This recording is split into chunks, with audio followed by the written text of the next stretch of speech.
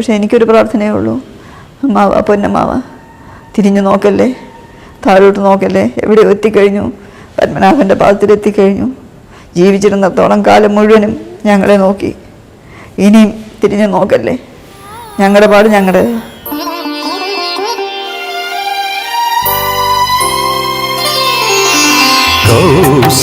കൗസല്യാത്മജ നീ തൊടുമ്പോൾ ശിലയും അകലെയായി മാറുന്നു.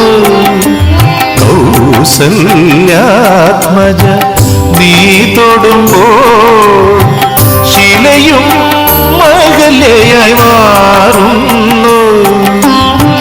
ശിലി പരിപാലക